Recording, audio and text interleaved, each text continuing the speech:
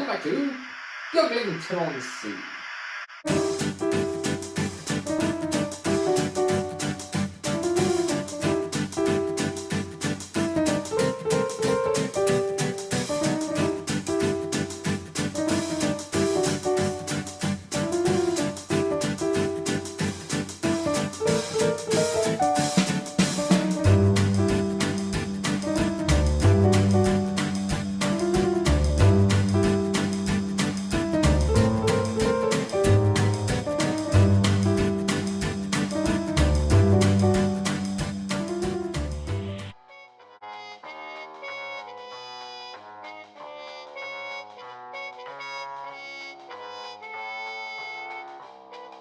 Yes, hello everyone, welcome back to Beaglington-On-Sea. I'm glad you could pop in and spend some time with us.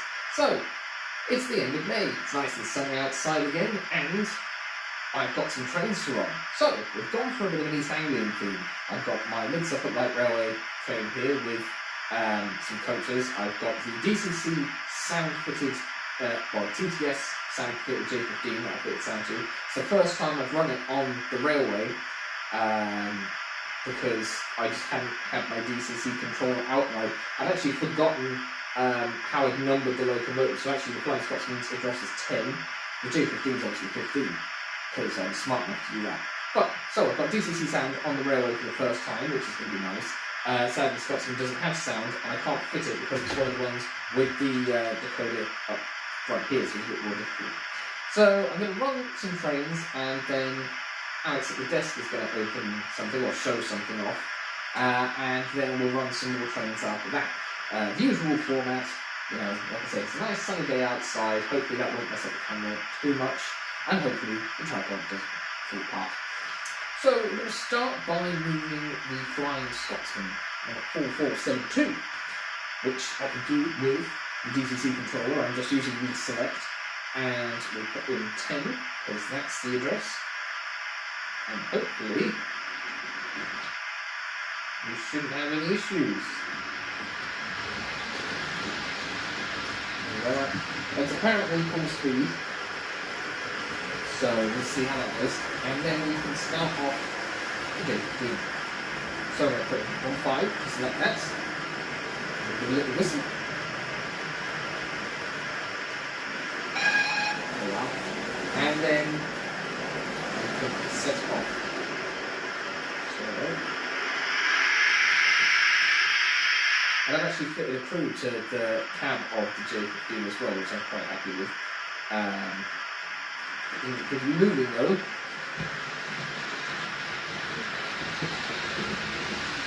Oh, this technology! Why are you moving? You're selected. There we go. Right. I put it on about half speed, and hopefully it won't be too fast then. Oh, we'll see. So get some footage of those trains running.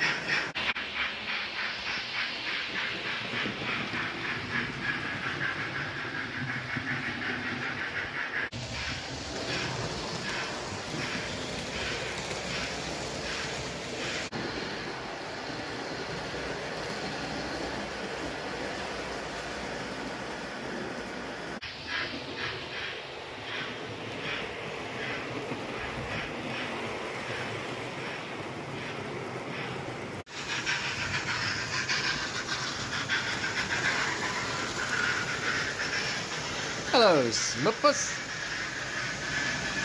You enjoying the sunny weather?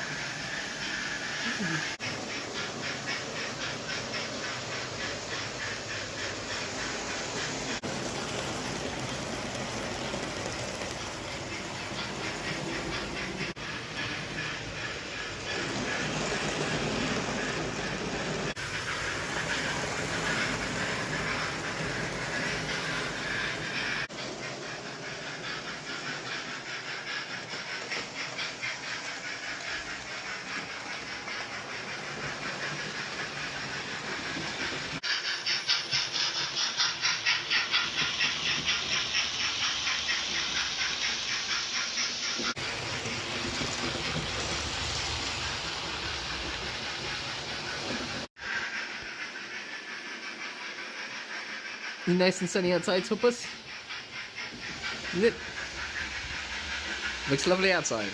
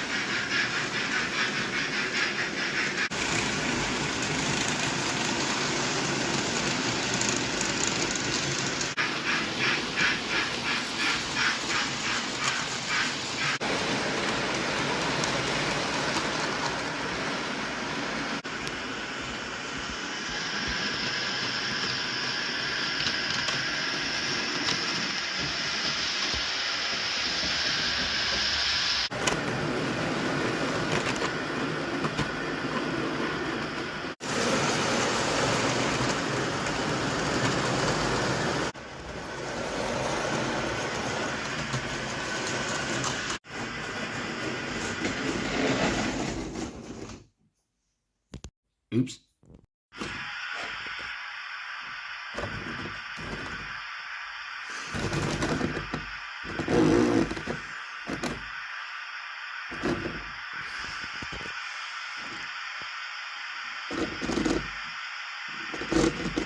Oh dear. Something has happened to this engine while it's been coming along the branch, and it's not working anymore for some reason. It's decided it's just gonna... I mean, it's just about struggling to the station.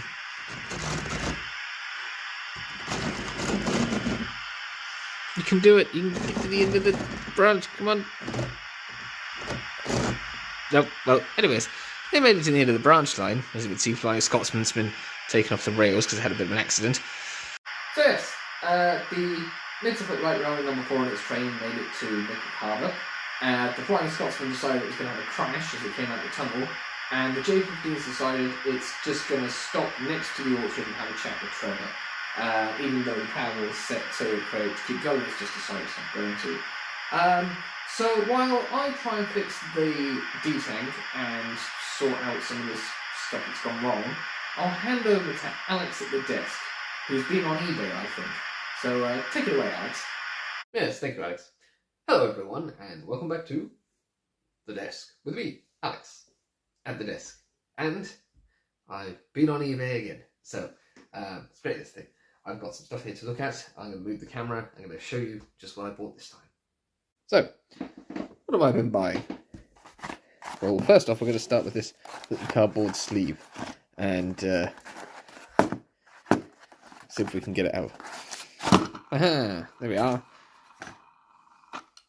Sticking with the theme here, and it is the Mid Suffolk Light Railway van 1452. So it's just a Southern Vimp van that Hornby had in the Rover train set from around 2005-2006 in an MSLR livery for Mid Suffolk Light Railway. And I've just managed to pick up another one of these.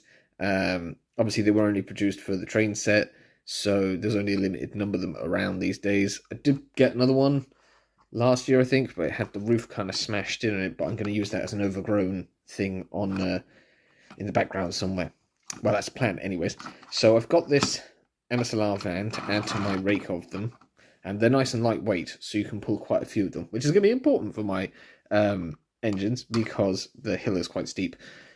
And then I spent £8 on that, I think. £8.60 or something, and then I have bought a book. I know I can actually read. I don't really do enough of it, but I can in fact read. So I'm going to change the angle here, and we look down at the book. So this is the Mid Suffolk Light Railway by Peter Pay. It's a Wild Swan Productions book, and I managed to pick this up for £16.50. Although it says Wild Swan Publications £14.95 net. So that's the original price. And you can still get this. You can get it on eBay. There's a few copies that are like 20 quid. And then there's another one that's like 40 quid. But it's basically a decent history of the Mid Suffolk Light Railway. So this says Wild Swan Productions and Peter Pay 1986. So presumably this is a first edition, because it doesn't say different editions. And as you can see, there's a lovely photo there by Dr. E.I.C. Allen of a J15 and some nice coaches. So I'm not gonna be, showing you everything that's in the book. But if you want a book that will tell you all about the history of the railway and how it came to be and all this kind of stuff, there's the Lady Stevenson. This book is great because it shows you plenty of stuff to do with that. There's the Lady Stevenson and the Jackson wagon. So if you get the chance, I highly recommend to go to the Mid Suffolk Light Railway Museum in Brockford. Or rather, the station's Brockford. It's actually in Wetheringset. And yeah, there's a nice picture there of the one of the locomotives in its works livery. That's Hawley. I do like that brake van. That's very cool, with the floating roof there over the veranda. It just looks like a wagon with bits cut away and added to it. So yeah, I've got this lovely book now that I can look at when I want to remind myself of what the railway was like where I came from, and when I'm running my Mid Suffolk Light Railway rolling stock. So it's very interesting. I'm just kind of flicking through here. So it's a great thing to have books on the places that you're interested in model wise for inspiration as well. It does look very cool because there's things like the 6-wheel coaches and stuff, the pictures of those, because obviously the Hattons releases that have been there and the Hornby ones, it's all very cool. I'm just sort of waffling now. But yeah, some very interesting stuff in this in this book. And also, you get a lot of book for your money. So,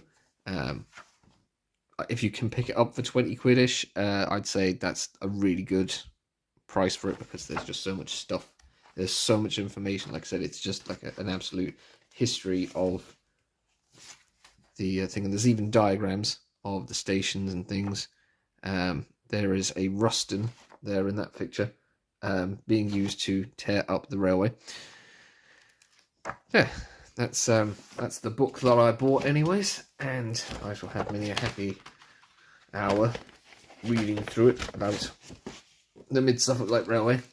And of course there are books out there for the railways that you like too, so you can probably go out and find books similar to this with a decent history about the railway that you're interested. So yeah, well, that's what I've been buying on eBay.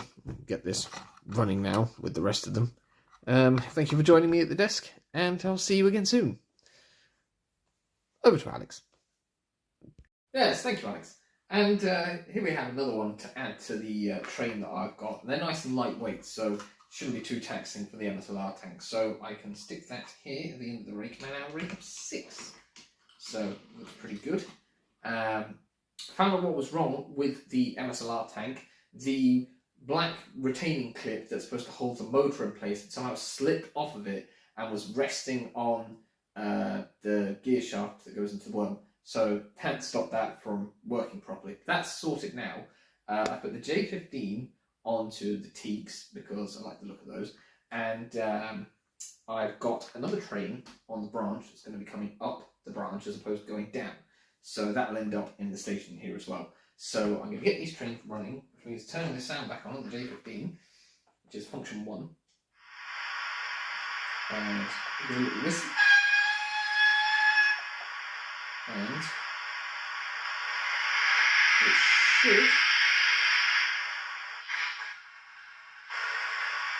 should set off.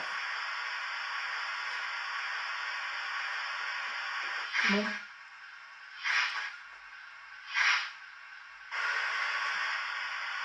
The train's not that big, is it? Come on. I don't really understand this. I don't know if it's the sound chip that... Because I've got a couple of sound fitted ones with the TTS chip that don't work brilliantly.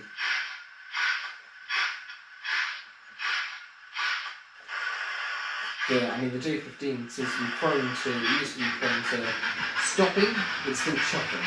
So, I seem to have got it away there anyways. Yes. So now we can get to the MSLR tank moving. I guess it's up to both of them.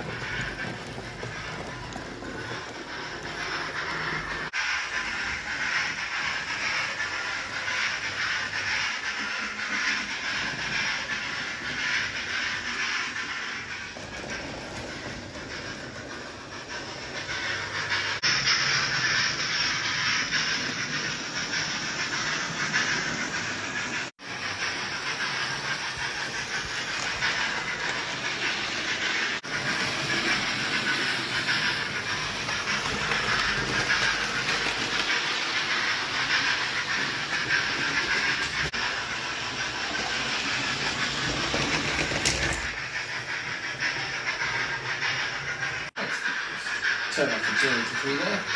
Enjoy overshot station slightly. In the mines. And hopefully we can get the J15 to stop in the station without going past the signal. So that is that. And that's another episode over. So thank you very much for joining us, for joining me, Alex at the Disc, and dear old Smutpuss, who's busy sunbathing, asleep on the windowsill. So someone's enjoying the sun at least.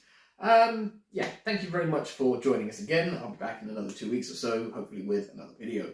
I'm going to go outside now and enjoy the sunshine though. So, yes, East Anglian stuff wasn't without issue, but like never is. So, join us again for some more escapism inside on the next episode of Beaglington-On-Sea. So, hopefully we'll see you there. But you've been a wonderful audience, and I'll see you again soon. So don't forget you can like, comment, share, and subscribe. Don't forget to tell your friends about us, and sometimes I post stuff on Instagram. But yeah. So yeah, I'm off. Oh yes, there's the playlist thing and the subscribe bubble. Now I'm going off to enjoy the sun, and if you've got some, maybe you should do the same. But you know, watch it on your phone. So see ya.